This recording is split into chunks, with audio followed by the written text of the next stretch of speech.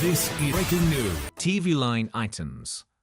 Idol sets post-Oscars preview, AFI Awards, TV Honorees and more.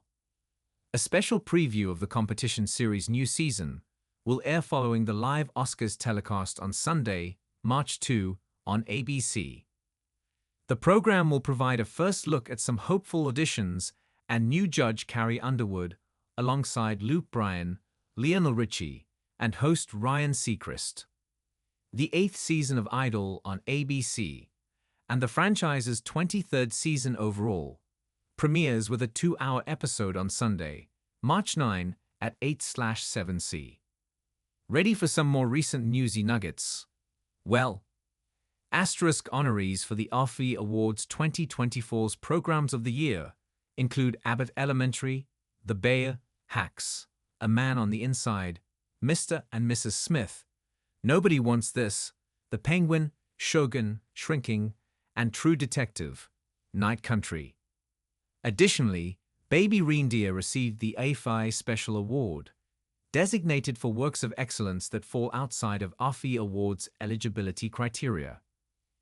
Ahead of its 50th anniversary special, airing February 16, Saturday Night Live will last air January 25. The season will then resume a month later, on March 1, Late Nighter reports.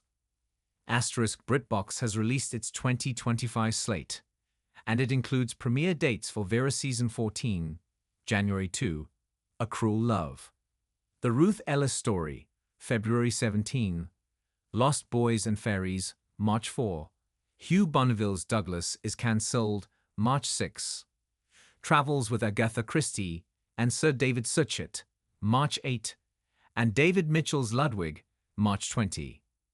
Additionally, Father Brown Season 12 is penciled in for January, Death in Paradise Season 14 for February, Beyond Paradise Season 3 for April, and for summer, Silent Witness Season 28, The Cleaner Season 3, and Sister Boniface Mysteries Season 4. Government Cheese, Apple TV Plus's new surrealist family comedy series starring David Oyelowo, Lawman, Bass Reeves, will premiere with its first 4 episodes on Wednesday, April 16, 2025, followed by new episodes every Wednesday through May 28.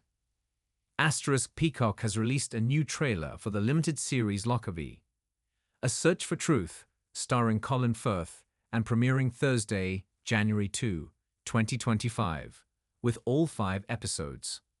We're closing in on the end of House of Villains Season 2, and the reality TV powers that be are fittingly upping the stakes. In the final moments of last week's episode, host Joel McHale shockingly announced that not 1 but 2 villains would be eliminated in the most recent banishment ceremony. We already had to say goodbye to Victoria Larson, but which of her lovably wicked housemates would be joining her and chair flipped into oblivion?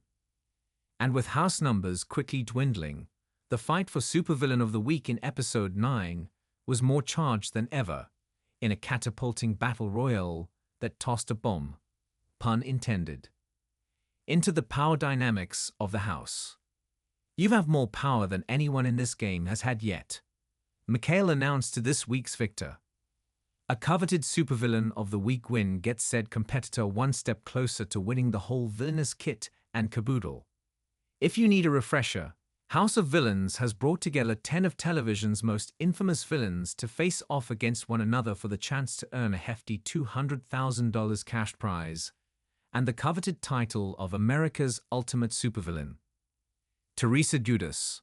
We picked up exactly where we left off last episode, with the villains having to rank themselves from most villainous to least. After Jesse Goddard controversially wiggled himself between Tiffany, New York Pollard, and Candy News over on the most villainous end, the Real Housewives of New Jersey icon Teresa Giudice was left as the least villainous of the bunch. The cast's initial theories, that whoever was dubbed the least villainous would actually become Supervillain of the Week, were brutally rebuffed by Joel, who announced that Giudice was being sent home as part of a shocking double banishment. We know that Teresa is used to flipping tables, but what about flipping chairs? Jesse Goddard. And it looks like Jesse's ruthlessness during the most villainous ranking wasn't a one-off. The Big Brother alum was laser-focused on securing himself Supervillain of the Week status in Episode 9. It's crucial that I win this challenge, due to the fact that just moments before, everybody was completely fine with me going home, God has proclaimed. And his victory in the Battle Royale came at a critical time in the overall game, with Mikhail dropping yet another bomb on the remaining villains. From here on out, there is no redemption challenge, there is no more reward, and no more immunity going forward. The only way to guarantee safety is to win. Consider the stakes heightened. Who was named to the hit list on Week 5 of House of Villains Season 2? As part of Joel's announcement that there would be no more redemption challenges moving forward, was the news that Supervillain of the Week Jesse Goddard would only be nominating 2 villains to this week's hit list. They are